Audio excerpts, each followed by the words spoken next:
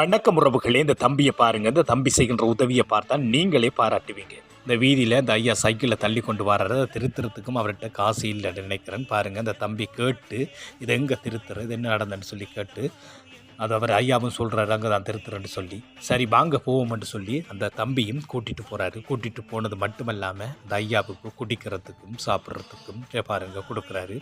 அது மட்டும் இல்லாமல் கூடவே நின்று அந்த திருத்தி அதை திருத்துறதுக்குரிய செலவையும் அந்த தம்பியை கொடுக்குறாரு.